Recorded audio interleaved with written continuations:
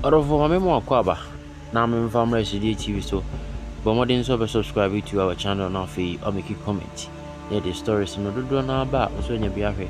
Ame Komfour ya spiritual and herbal center and farmer say sunsum ho bi afa beda no nko mwa from 0241185804 and as 0557590395 na ne no antwetwe nkomo. Orofo Kofi Adoma wani asemi ba Komfour ba kwa wagina mu kabima no pa Komfour ya na nsema o kaninti amane ho abeba tan pa na bi ade achi bia yedi na tem na ene yanka bi anhim abranche friends Kofi Adoma wani na down for friends Magraheb ababontia ba expose enkofu bi a osusu se omugu nanimu ase na sansem no ba abontin no wabe cheche nsemu ama even kura no cancer no chi the supremo na busua ni nuanom bia ba bonten aba be cancer no kuru bi ewum a chese omo chese video bia no bonten nipa bi claim se ni nuanom no nye ni nua onye busua ni na emom ahotwetwe anase nsem bi no peso ka se na be favor e wo kwan bi so a chese no so ye nsem osese atumi aba be todwa e wo entity no so a Magraheb the details upon details at the ababonte. Na Komfour ya kan sem bebre maybe atwam.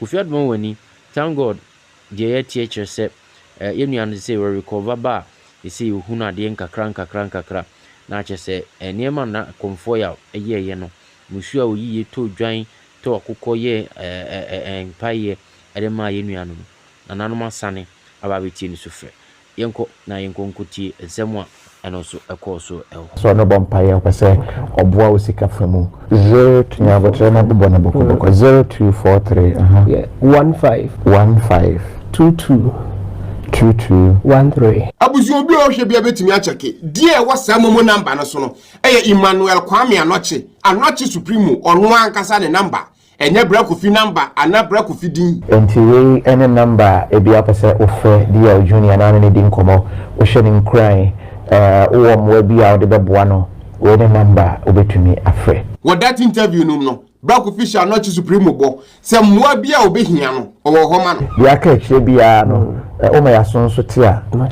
se ntimi mwa kra na anamontu bia ese yetumi efa so na enam ye so ma emwa timi ba bia no ebehwe na yetumi atusa anamono ndi if za Komfour e kwotena ba bia akoka se Kofi na de ni phone number akwakoto ejije anoche supremo huska no kure bi anim and not just this interview bia Kofi ni anoche supremo ye bia no omo ono akasa ene de numbers to dwa none was ever Kofi's number anani din that interview no omo ye no 25th November 2018 no yari ye pia bontin no ha no bia fremi frebuche nyabotre Kofi beba wai nyabotre Kofi beba nyame trawo babe ya mansan gina nufuo ba bia no ma no bie yankopon mo ho ban mame after that interview no always na Kofi fra anoche supremo to check on him how an yade na progress fa bibia no me frɛ anoche sɛ menua na empom te sɛn o fra na che sɛ ne kasa mu kura no hunu sɛ da bi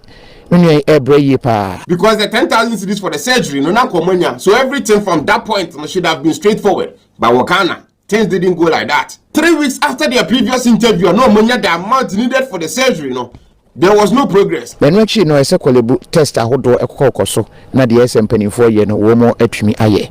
Na test no ba ko etimi di be 1 week na results emaye. Ebitimi 2 weeks. The tumor na na den trim no it was getting bigger and bigger. A grew to the level say akate na nina mienu no so from the inside na nina mienu nyina hu hwe. Na nwumre me frɛ no na tebie no emu eden na me yese da bi. Yes, quickly, Baba, hear this interview. The Kofi making phone calls to see, say, if there was any other alternatives, we are a bit me a boa nochi supremo. Enti, me name ni anochi din komo. Actually, say India for clinic bi Ghana and Intia Baya. Onyen tem no nko he abra kolibu for mo results ne ade no. Na yenhwe sem tentem obetumi anya emmoa. And even the reason why Intia no munya nye surgery at that time no, anochi na nkasa chirim. Ba na kolibu wori yokwa ene ejira test and one by cry. It take 1 or 2 weeks and send a result number. Work if you had no sort of car na cost through. You don't like to cry me to me na cry. Na me break. Koleburu deɛ ɔwɔ delay me. At that time, you could understand the pain and frustration and not to Supreme will go through. Now, almost said day. Biopsy no mo yɛ no. Na almost suspect say be a cancerous. In the result in the bio cancer no. Afi no the as well mo for test in the labs no. Couples will be who are the cry me. Sa time no. Na Komfour ni hu se na busu ni yare. Na bosom no nya nyihwe nkyere no wa mo manfa no chi supreme amma na so yeso wan send your musika so monye fa nkonko ye hwe hell I don't think say even phone call cross friend bi okay test na date the mama was na results no beba no wa go fina date adini so ya na ye kase ba na eba I say affect me anyway I say no so wadie na bra Kofi adikan na chi supreme akasa se kolebufu e delay with the test na so kokoye ba na next week na be ba bra de na e wo trim kese a na ya then there is an Indian clinic bi wa Accra test no ho na private nti kwa hopefully ni e bi a ho na de normal be faster than kolebu you call you drew don't have the inside board table so say what delay I didn't too much what delay too much do it me ya mo fi wa na we refer me to India na kwa quickly o me bibia ma me ho to me the idea no be here your passport ni nipo be coming passport ndi ni na komano tem na ni abre say ni mani ya yebeko na so tie no a the decision to go to India no, was not made by Kofi. It was Dr. Sokoto omo satesa no Indian clinic wono omo suggestion and not supreme one ni pakoro ne ko hospital wono omo jitum as a matter of fact say Indian clinic wo kra no Kofi kra nko hobi nti omo ko ya sa clinic ni wie bibia no and omo ka sha not supreme mum say so omo be dia tuma ko India kwa akoye sa surgery ni dia ebe cost omo about $10,000 and then brother Zach on check oba ka try say all the invitation about along the amount estimate no mo yeah say $10,000. Yes, it's all those to abriwe duanim na nye dekora na ubedi at the time na Kofi asha no chi supreme bo say mo bi ohia no obeboa no woni yade yakwantuo no ya ka kire bia no o ma yaso so te a sentimi mo akora na anamontuo bia ese etumi efa so na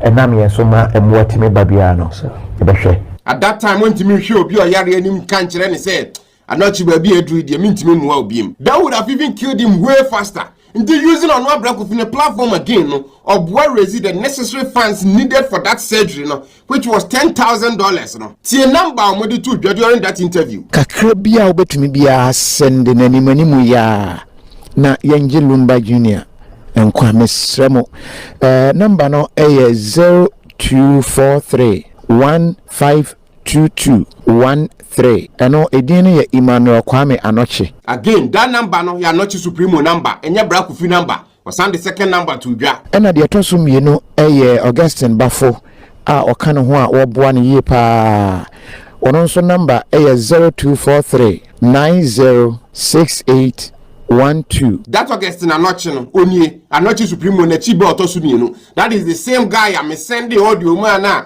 Adoma Komfour no kotena interview so no expose me and all that nonsense no wo dey bedru ho Estrado for said the edro no more the shares no mo nkoso amoy and enye just the numbers no kwa na Kofi di to dwa send the bank account number to dwa what with the account number no how to get mobile no ye more simpler but my account number no enka ho di na e wo so Emmanuel Kwame Anoche sa yini abe my account number Emmanuel Bafo Anoche okay a bank ben Ecobank okay enti Ecobank number no 070301451148171 na Kofi bisa Anoche supreme say doctors na was Indian clinic na wo Ghana no okọ no die na no mo se ha no ni Anoche na aka yini doctor na okoto na oye say yen refer quickly in India no otumi ka problem no say the be what the problem is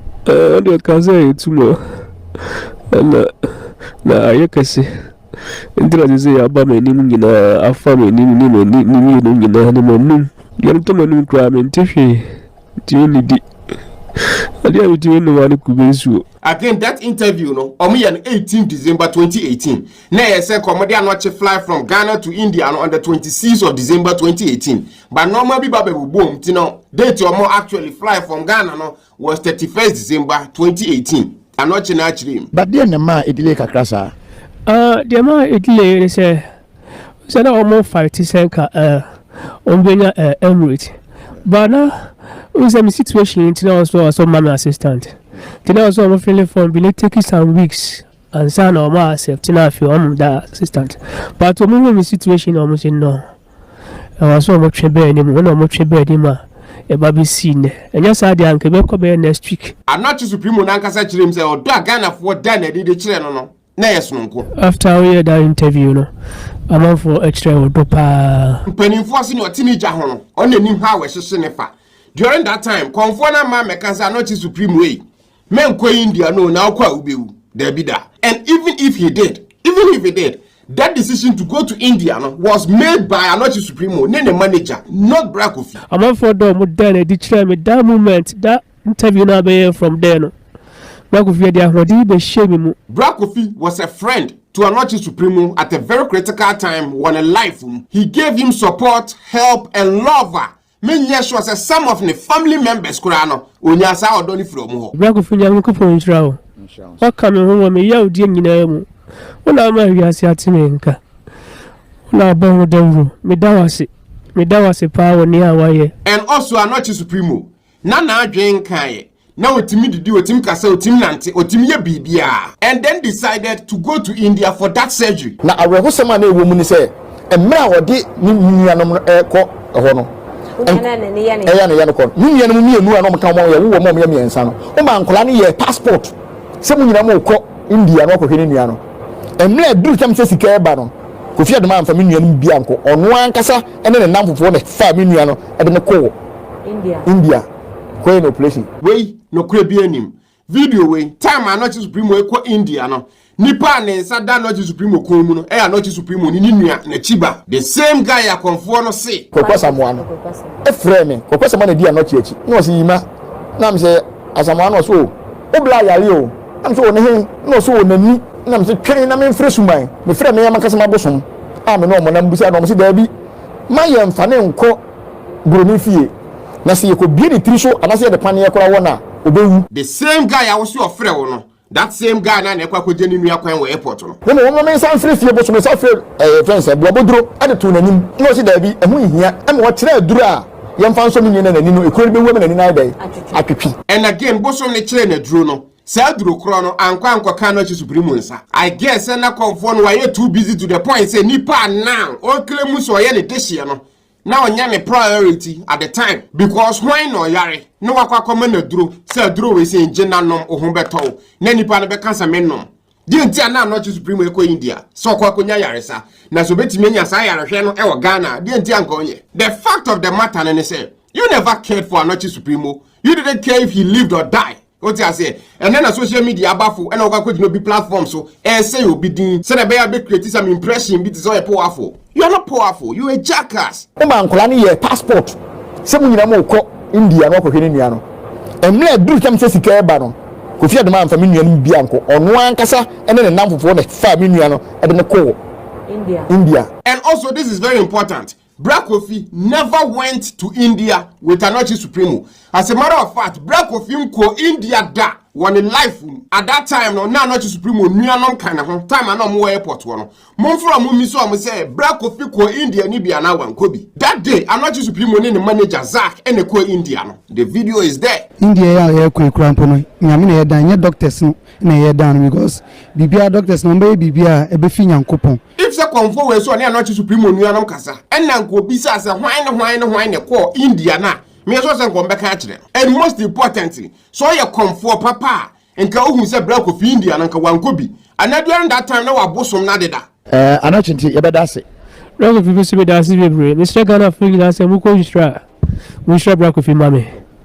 So we gina mame. Waboa me pa na me nim de me kampo e de adana se. Anka ye Komfour papa wo so ye powerful wo dwi mu nua Anochi Supremo hu a.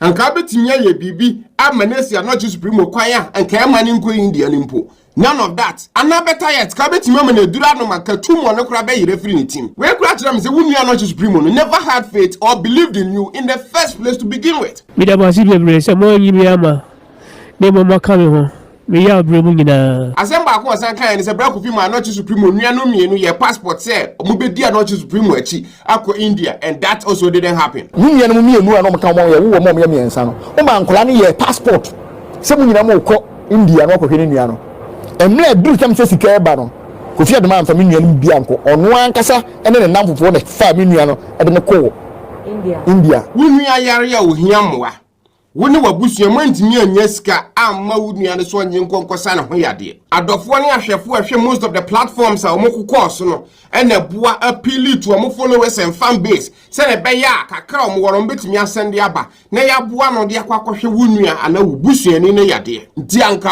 okono sika yade ama ne so mfa nko no na di sika aba so amokwa no mo yisu se sika na for saade no da bi sika adofo de aba se anochi supreme mfa nkonkosa ne ho yade no se sika na ye kwa kodidi afiri. Does that make any sense to you? Timla anochi kwakwasa mo frem se nana odi anochi ko ya nkobi na me se munye di no di funu beba e one more little thing nipa a wo se anochi supreme ko India e di funu beba no wo pese still mabusuafo mienu san ka ne ho all the same no moko nti se na no mete ase ya na te so peso yusu unu anochi supreme a wo so yare no peso yusu ne yare no de wabusuafo ko aburuchiri you see what the sani adwene nipa we to letra ho so enyansani nyansa be na wo mutirim da wa hwa Magraheb video audio ababonti nyansa be na wo and even the integral anochi supreme ne manager Zach ne koye no yesi nipa ba ko pe ene betimi edi nachi and out of a month one anka ya available nyina no he chose Zach. Yeah, that should tell you something. Timla anochi kwakwasa mo frem say odi anochi ko ya nkobi na me se munye di no di funu beba say wana ukumia anya bi na mkumia because ni aka kire say ne besi nipa we ene say anochi supreme ye ne dehia ni wu a wawu no ye ne ya chenhwe we wiase no and most of the things that waka fa bra Kofi mu nyina yontro complete lies me fa say me to sisi yi me ho aba asem na so opese oboa me a so obetimi me number to dwa na adofo aboa me ye musa Kofi Adoma say when number na odi gigiska e yo no ankasa ne number not a single time and a bra Kofi ye video in regards to anochi supreme a odi ono ankasa ne number to dwada. Every time it's either say anochi supreme na ankasa anochi supreme near Augustine and nasa anochi supreme manager Zach omo numbers na all the time odi to dwa Kofi Adoma na ankasa personal number and social media for e fresh any skesi so complete lie. All the videos right now still our bra Kofi channel no so you can go verify it for yourself. Yem musa so ka say odi me nuanom kra ne me enu kra betu kra because of panyina na ohwe wo mo one na awu enkra nda so tia keto nda so twiri text na otwi text kra me Kofi Adoma to be ma me nua keto wa hu kwase asem ono Komfour ne na busua no enya anochi supreme a ne ho beto no no enye no ho na omo dwen eyese nka anochi supreme kura firim no nka bra Kofi di anochi supreme nuanom mienu no kwa buruchire. And if there's a brochure grant on to me for Monqua, a senko to taxi many niano. A busia way. Sikana no muhia na $1 India ni cities wo ye musa se enkwala mienu nu a omo wo ho no de na ade boa wo na anoche soso awo ne bakura na busa se de na ade no ni nyina sa beda nkwala mienu ya so submitted the ungratefulness of this guy over ne bra Kofi ye mo ne busuafo. No mantimi anana so mantimi ansu appreciation na ne na sidania Kofi Adoma me bompa say na ni mom de emfira na mom na so wo ho se de be ya yakasa obeti na ye musa ne say opon se ni minia ne kura wu wie ye no one nkwala ne kasa na. Let me show you a few of the things Bra Kofi here even after Sanochi Supreme ko India. Time Bra Kofi using the platform they solicited for funds for the $10,000 na no mu here for the surgery na no kwakwa in India no. According to Anochi Supreme manager Zach or Cisco munya was $15,000. Roughly mam says sky no close to $15,000 for the boy. This interview Bra Kofi on the 14th January 2019. At that time no Anochi Supreme papa and in the Bra Kofi studios. I know my friend Zach, not Supreme manager no. I will video call so. Na enubisuna yadi plane ticket ne feni na yadi buy no. That time no my Anochi Supreme on the surgery in area according to the manager Zach are now all recover. And another doctors na catch and say based on how our surgery in the no at some point na so one specialist sign babeka 4 doctors na e operate on Anochi Supreme no. Because of that, the initial estimated figure of $10,000, now no, I'm expecting something in the ballpark of $30,000 and above. Doctors to me can say fixed amount saying but more can say roughly maybe so almost say we should the way things are going, we should prepare ourselves get towards $30,000 and above. Now when I'm saying kind of free $10,000, I come more than $30,000. It be here still a month for Bessie Amboa. To break Kofi Simon Zach the number to ya. Sir, mobile money no sa number no obi send there. Mumusabe to aka. Me pacho ane yeah ban yeah roaming nti number ni active. Okay, pacho sense number no so ma ya hefo se be ya. Now that we need more money no yensimi pushing no man for and send sika na yentumi emfa emwa yenu mintio. Okay, yenu ya no chene number ni 0243 15 2213. Again, two numbers ni nyina no. Ni nyina nye Bra Kofi dia. Baako ya no chi supreme na nkasa dia, and a second one ye ni new guest na wote ho no. Ono ne number. During that same interview, mine be prayer no the Williams and no US I was say or pledges so bet you at $9,000. Me say metumi akọ US na ye ne opani Williams edi enkomo. But amount $9,000 wa pledges or be my by next week there. Me tell me say hey wa kuma sorry say ma to sika ni din but na mpese ahwefo ehu emoa wode aboa nyame nhirawo and am sure say manfo na ehwe live video na the time no ebinum so be donating kakra on 22nd January Bra Kofi say another update this time on the doctors na year the surgery no oni omokasa during that time na kura still another supreme onyam free me. The Mr. Emmanuel came to us at the end of last year, that was on 31st, and he was admitted with large, there was a lot of tumor at the base of the brain. The eye was popping out, left eye was more. 8 days later after that interview, and another supreme manager Zach be breaking the sad news say another supreme were freed from cardiac arrest. Tiana pen no frame say yare no baby e deny na we mean na cardiac arrest na kuma no stop prekope ti akuma no stop in na so mo man life support ti life support na Dr. Speaker Charles say be e do ni dey 50-50 say we film na busuan eya but the craziest part and say after say even another supreme we film no car ba beda na chi wo bi man so wo India no was $21,000 ya so ye nya say scan ankwa another body no munya. And then to top it all off, another passport is easy. The manager or the coin so passport is easy, which means that you are also not getting out of the country. I don't want more with the boy up to that point because that time when I would to escalate him so okay, the quack was so be a day. But right now, I would to escalate not so the quack was so be a day, but to get the person back to Ghana. At that time, I'm a for and you say nothing. What I say because can it be one of the ABBA? Now, the ama a year Yanni say, when you see car.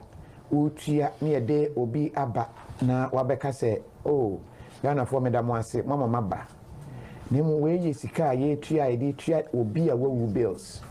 It is a very difficult thing to do. At that point the only person left basically was Bra Kofi. Bra Kofi about better than not supreme ne papa ne mama na busu penny because of a promise our the man said during the time we are no mo bi ohia bia no de beboa no na ina sika ohwa obetimi atua na yatumi de enu ya bagana I'm not free in the hospital na mo 2 days so move konko yese na be on betimi abeyi body na free wo e dey come back to Ghana. And yes, I just want more different morgue. The body in the hospital in India, much number to for 2 days. So in 2 days, and someone come up with $21,000 to pay for the debt now. And some more release body Nicola more release no money on my passport in the same Bra Kofi and the issue in the platform. They appeal for the funds necessary, the $21,000. Ne bills no mutimi tuye as at Monday $21,000. With all this, other people also boy. A lot they are from UK team through their platforms. Gianna and the transformation squad. Even in the earlier stages, make me a video to help get some of the funds necessary for the surgery. I know this medical assistance may very well be his very last hope, but if you truly look at it, it's not his last hope. You are. Next interview at Bra Kofi Zach was on 8th February. As Zach and Betu just said the 21,000 needed, Says oh manya mu 19,000 aka about $2,000 pay. Me share me calculation one. So far I got $2,000 pay. Bra Kofi helped do all this. After all this you know. What's what do you about better now? Ajiji ni hu scaredy. And I'm sika no one year any sika be di ni honti. The beer with me go fat this year. Now this sika. Sometimes na ya no ma cost behind the scenes no. I was sure you have no idea, especially for this and not supreme on the case, you know. A man for being more me a Bra Kofi on one and for four, with Tim reach out to them, or man for Tim reach out to no, and then some of them will even send him money, and then a scan by and so kokoyi, no other quarter account to him, send a bay account modino, and maybe Tim the artist will be fast. And not just supreme on the Momo account to meet him yama. A basa na ese zaka ukura cell phone na scan kwa no hono abuze so no allow cash out no go scan na afi dem dey akoto account tum say na be ya you know it all goes towards paying for the 21,000 debt na aka no eduru ba bia so mo ko MTN headquarters ko bie Momo wallet num eduru ba bi Western Union MoneyGram ko say you have no idea se fa gina camera chi no hurihuri fi say na aye adesoa ye da ye na moving from bank to bank obi wo ho a $50 now they are for Western Union $50 into free bank way now go way edu baby cry no MoneyGram for you say aden what is happening. He did all this for Momo family member amosi oye modeshie na we nyina ko wi akire mo ntima nana se mumom e na mo say nyidin Kofi Adoma hu ni sa no oye ni papone for pa. So February 10th 2019 and omo dey anoti supreme body no kokko share flight him and then the next day no the manager Zach e wo Ghana. The same Kofi TV was there alongside some of the family members to welcome anoti supreme home, even though this time it was kind of not what everyone expected. Kofi what me that was say ye go be na unya mu da nyame nka ho pa. Upon all this no bit was still ekeka nkwasi asem. Ye mu se enkwala mienu nu a omo wo ho no de na de ye bo awo na anoche soso awo ne bakura na bi se de na de ye no opon se ni mienu kwa wu wie ye no one nkwala ne kasa na ti anoche supreme ni wu ye no eye se Bra Kofi e na ese nke hwe anoche supreme nuanu mienu plus anoche supreme ba ya abra ni sika bia ma Bra Kofi ni ho because odi na nimu bua pace ka mad no so nkonkosa ne ho yade no station wo ese station wo de kwaso bia no eye ntronko a kwasi asemba akokro san kan ne se nkan nya anoche supreme a ka hwan ne nim Kofi TV satan no bia ne Kofi TV nti no open content enti minu no mom no de edi gina no Kofi TV no enye minu na hwan ne nim Kofi TV anoche supreme no hwan na ne nim no enye Bra Kofi ne platform a constantly no ka ne ho asema hwan na ne nim no ha unua na nkase na num asem ni Bra Kofi nyam no kopon ntrawo what coming who me ya odi nyina mu wona ma wiase atime nka medawase pa woni a waye unua ne kurate ho e kan asem na wote we kan asem hu ono a wola kinyansa hwe clip wi Kofi Adoma ede minua ne kono a mobusuani bia mane na busuafo amane se odi obi kwosere se sika ma no onse hwe enya obusuana na sorry de no Kofi TV na nka Kofi TV woni me wo he small girl we kura bisa simple question tie ni answer na minua no wa kra o enti wa star ni ntino eni ba bebre o atitiri fo bebre etua sika o no disrespect to anochi supreme ye can star winim star wo unua no ye artist ne hit song ba ko ne ne amafo be hu unua simply for the fact say not to the lumba nyom obi a na spend years and years and years they are building on a career and unua try so ba be imitate no oba beto na nyom address it so no akasa te so no hell ono akasa for any din Daddy Lumba Junior de to ne ho so ekoya do some points be say sometimes na efro no man be perform o amanfo bi no program aseto to Daddy Lumba nyom eduru ba bi Daddy Lumba had to sue him because no infringe on the IP the intellectual property so or infringe on the copyright so and then at some point you know stop way and ono akofo any din Anochi Supreme. The veteran high life musician has sued Kwame Anochi, who calls himself Daddy Lumba Jr. He says the impersonation of Kwame Anochi as Daddy Lumba Jr. has affected his entire brand and business deals negatively. You see this guy, why multiple videos? We are not going to talk about all of them. Baba Kwadi Kakoye or say during the interview, no, Bosoma or some now or command, no, Bosoma na be shady, mutin Sama now or cano, Nina Natchez or Cambosom Najin. And you want to know, Bosoma Bebo, move a class and some way, you know. And to become a video about Montano. And some are copying. I want you to say, yeah, a busa of ya. Yeah. And who say, I'm passing your Bosoma cano. If say you true, Nanya Obosom, Fasu be any so.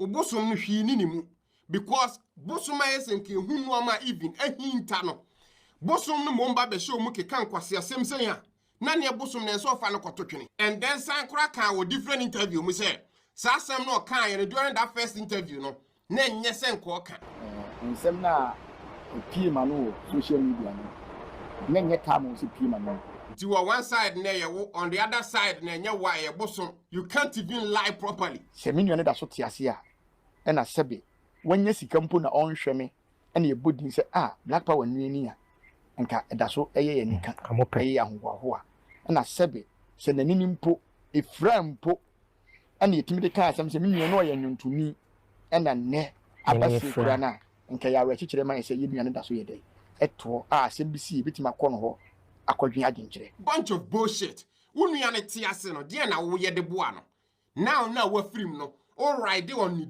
the atanishu obi image and the career and the personality our building for over 28 years 28 years that is how long a break of year what this industry and then one last thing okay or see case no after sending you any film no or the man abosom so obi a wonim ne wunua ne wuo hu bi no and now so obi a wa benefit financially from ni nua ne wuo no na bosom ne massa nipa no so any problem to say ne nua ne nyaaya na na me de me pese me hu ni say me bosom no a ma ye ho abusa ne say me say mo mfa ewuo bi a mo obi a na mum any problem na nto aso obi o obi bia ne hu ani no nti say ye shoot black Kofi wananim dia na ne ye ono na bosom ne na aye mi ne wuyi nam sa be hie mu kina se bofo mi na wudi a obi nam ne nsa so bia mi ne ko sa ha wudi a mi hia reto till now unim yade a na ha wunua na ma wunua ne free and now say you are simply just a dope and not a supremo na oni any problem. I repeat that again and not a supremo na oni any problem tumor na na dani trim yamfa na nko India say kwakwa ne eye surgery yedni ko India say kwakwa remove tumor from the trim nti ono hwe no say ade no tumor na ewo me left side ha and e push me ni no ba ohun ni ye tumor na dani trim no grow too big to the point to say na e affecting any from the inside say na ni hu ade straight say ya because of tumor na I want the team na ye kese no abusuya ababe yesen na afedi akwantini vision na mienu ni nyina no abusuya hu hwibiem so after see you tumor na free ni team no if it was successful nani no bounces back to normal nothing wrong with the eyes when nyame na meka anoche supremo na ne kan ne kwai na omo hweye ana omo si mani no de omo hu se enye ahwe but omo suspect say bibi wo mitri mu as I de kon na e push mani no out the situation akwa yesesebe oba onyim at some point in the furu be kese the moment you be wono afro no goes back to normal nipa afro betimi ayekese mu betimi abai but nipa ti that is not how it is because three air hard bone ankasa nti ba bia ye soft say ni ano hwene mu no ho na say ade ne yekese o tirima ho ne be pia ba o ti ase that is the reason why na be hu say nani ayekese no so to reiterate anoche supremo na oni any problem tumor na dani trim so but now because near two anoche supremo no bia na to Black Kofi a Black Kofi was shot in the face unu ya anoche supremo so da sorry ye na ni tie ne ya and then weeks later near determine say a tumor and a tumor no grow that big one trim and start say pushing na near pie Black Kofi be bosumi mo anie na me hu say meti fan ye me ya timi de me fan say ye migraine do because unu ya na visibly na ni aya kese Black Kofi so ye shooting no anim because of that internet wa bosom na ya. That is complete nonsense. Nyansam bi anim. And as I say bosom ne kan asem ne kire wa. Koto bosom ne twene bollam because bosom ne fake kura chen wa nkasa. Finally in this video, this same Komfour we call an interviewer okobo me audio say me try convincing ni nua say o made intro mu ne so. And then later almost someone expose me. Me who say video na no Germany. I laughed. Hello boss, good evening. I hope say we have a call. But before some respond to no. And some o keka ye ni bi ne. Mama tourists Kofi Adoma ni team Zach ni team mama 2 weeks say 2 weeks no mine and into this video response we ya channel because na person say 2 weeks ni twam many who say obi ansuru ni say kitikiti kura because we ni hute or ye fake Komfour ntronko anodi eya na ye me ya say me de Komfour title kura to no so because he doesn't even deserve it say mu feel say ade na me ye ne hamo say Kofi a grant interview e say ntrefo bebre I don't know one can was say some na Komfour na kato me so no enye no kre because that will mean say we are important but no we are important you a douchebag. It's that simple. A yen dem fa say kabai. Play no ka go play no. O je 1.2 Ghana for 2 ai. And the operation sika o mo je nyina Ghana for 2 ai. Enti sika ne de ahye. Anoche supremo ayie mpo no. Mo ye boka. sɛ na nka onua no yɛ star sɛ ne wusi kana nka star yie nka sika mammu so and then osan ka we sɛ mutimi yɛde hye awu ɛwɔ India mansie ne hɔ mutimi de abrɛ wɔ Ghana ama busua kɔsie di a eniyema bia na wɔ sɛ ɛba no ama nti sɛ wo obi bi gye a die ntia Kofi Adoma hɔ na wo gye afiri anyenya bia India no kɔ bi time azak du nua no supreme bag bedru kutoka airport no na bag ne yɛde rubber afa ho nyina anyenya bia obi hu sɛ Black Kofi kɔtete bag na no de camera to so anasa ɔgye bag ni kokosi ni fie ana me bag ni na anoches no bag ni ti aye 200 luggage nti me check on the in ana part o say on me manya no enti asem we no wonka ho ba ɔde ne ho behwem se me ni nanya oh me ni nanya oh me ni nanya sa na nka wo ya masofo bi ho me se me ni nanya di after no ana obo audio a me send the guesting guy no Hello, boss. Good evening. I hope we have a call. Mommy Catino halete be boss audio so no. After no no say audio no kura o mobiem. Na ne aka no be kwakobo no different platforms so. Record me body nyina o. Mesa ko bobi de aka me kwakobo no station foforo so. Me fa ni nyina ma. Abusua me ka kire wo ne. Audio foforo bi ani ho. So timbo even one more audio. Se me de send the guesting guy na. Shina me delete me platforms e online nyina. Every one of them me delete ni nyina. Record me body nyina o. Mesa ko bobi de aka me kwakobo no station foforo so. Me fa ni nyina ma. But yes, I know they create some impressions bi ma toto amafo binum team. Say oh audios be bran ma send akwa koma ni nua no. Say me dey convince no so mra meka ne enim. Na opesa wo nua no beka den. E den kasa. Nua no meka se omunnim me ba bia no mon clear Kofi din se Kofi dia wo ye soro abofo a onyam mfumso bia wo Ghana mamu hada. Na mmom any mabosom ne yetrofo. But the honest truth in say there is no other audio from me. Now my mention exactly what happened on 18th March 2025 year. And I'm not just supreme ni nua na your friend or guesting no or send the Black Kofi message call on the phone so message or send the ni good morning. And I ultimately say back this message was deleted or no akasa delete here. It was an audio message or send here because of that audio message not send here no. And untia we was a 3 minutes phone call be what down no. That's the reason why until na say Black Kofi wife na nap need truba or friend no na video tie na no work. Message you try kan when you mama kind of how it's written. It's me Augustine Supremo Junior brother. Please forgive me and my family. The thing they goes on is not my family.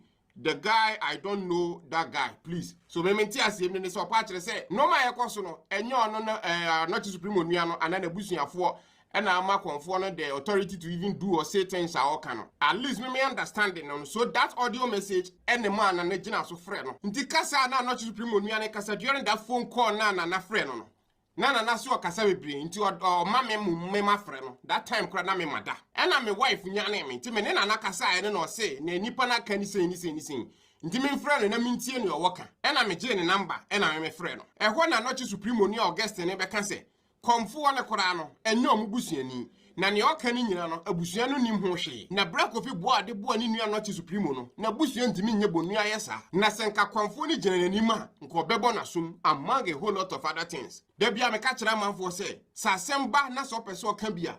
No problem. But make sure say whatever you are saying no no correct and do not lie. That phone call na me ne sa guest ne have we no. It was recorded. Say na sa phone call ne call. Hello. Hello, good morning.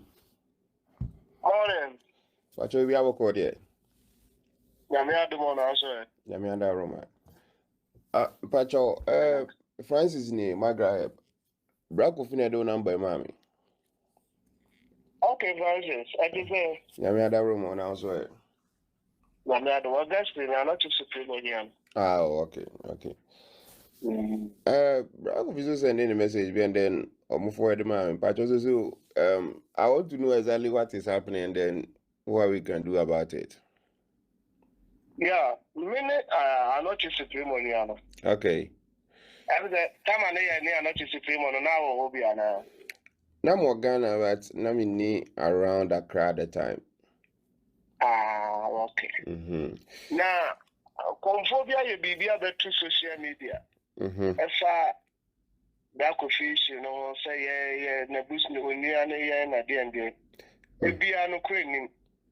Di munim ko. Ye pese yenim no. On come abusu ya ho. Onye abusu ani. Okay. Akoye say tama na go school no na yemba na se kuro ketuam. ana ne nyina yewo iti akoye nam for 7 ade ade enti since we school kura to team no onye busuani onye busuani nti ne waka bia so fa no won ni mu ya ho okay the waka nyina no kura ni fa kokre iti me pesa mo my best studio na ye be clear ho ama obviously ni na hu se family no ade na si ye no enye ye mu bia onim akwai me bra no fa so ko India onim ho hwe onim ho hwe ready na me obra ko fi number da na me ya na o jam so mu switch no off kakra yeah ana ni fi so ni fi de wa ma sama na no another so wana this is only amasama bi oni enti ma treasure me takwaya me fa so ana studio na wo kokomimi no so ho na moda so wana so free ho yes enti ama mi hu kwaya me fa so enti ano pa na me say ma me send message yi sha de so ebe kwa ma omoni ehura ma me a nje mata course o eba me so no donso okay adini ya me sha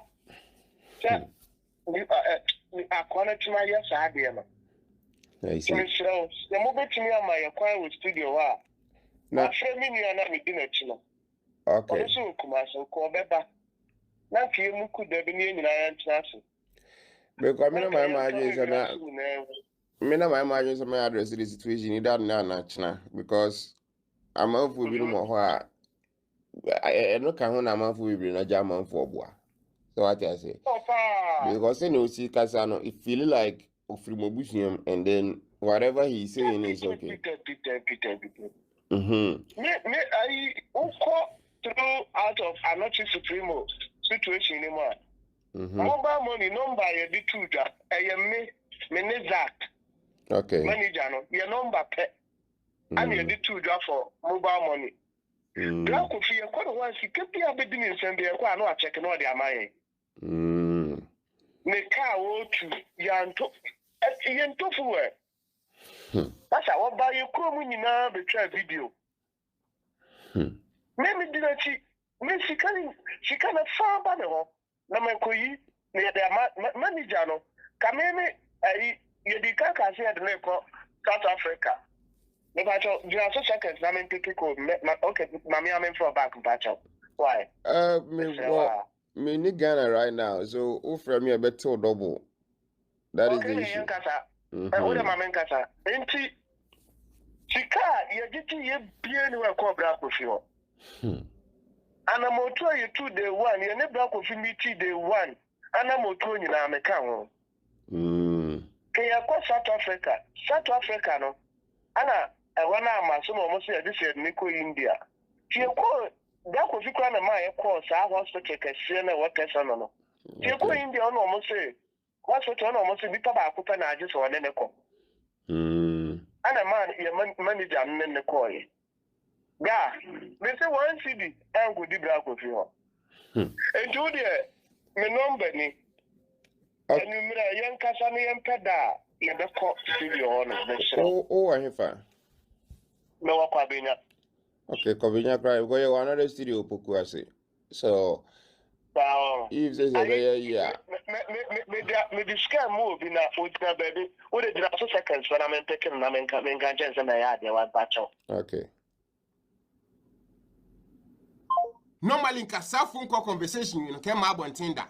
But my son friend back, you be call later. Komfour one interview, you say, me, na me, my friend, you are convincing and say, me trying through more, no Komfour, so. Now, or person, you are the Becade. A damn Cassa, no Mecase. Omuni me baby no mon clear Kofi di say Kofi di we yesura bofo a onyam fom so bia wo Ghana mam hada na mom me ene mabosom ne ye trofo abusuan sabe wa wo hwe video wo adwene da trim does that conversation look like obi a wo convince obi so o ma me ka se mu obi so ye ko part 2 of the phone call no so yeah me bu se wa se wa nza na ye di nkomo profile picture na da ho no eye wa yeah that's how they be follow over. Me follow near my papa. I don't pay crowd about Kofi too. Me show near my papa. Me Canada. Me follow papa. Me Canada. Enti me pacho. Dabena. Opasi Well, I cannot read now. My plan is I was going to respond to the guy, which is Nana Kachina. But if this is a Neokan India, then probably no. If so can be to my even China, Kebe best because me too kind kind of say Friday. So I say you meet my me in time. Now me the whole day because if not that they are because everything was and not just one video so now so it feels like idea ABA free never. And if that is the case, then the response from us will be something different. Now let me pause for a second.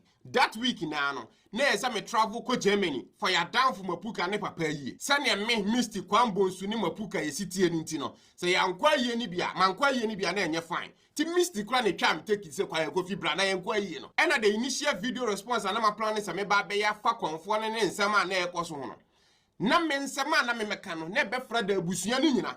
But so be from abusuan verified person na ba be can say asema Komfour ne ka no enye nokore say ni ya then na say me ma abusuan the benefit of the doubt na so more clearance be o ba be clear obo and sana whatever video I'll do no I make that video because no really no me ntimi nye video mba sure mo abusuan abere obi arechi out say ade ne kora no sa anye sa nete me conscience kora be bua me for so I have to pause and then make sure say whatever video or person na someone person mo kan no and then no pa bontin we are then whatever video I want to do no then I proceed and I okay asemu asemi bai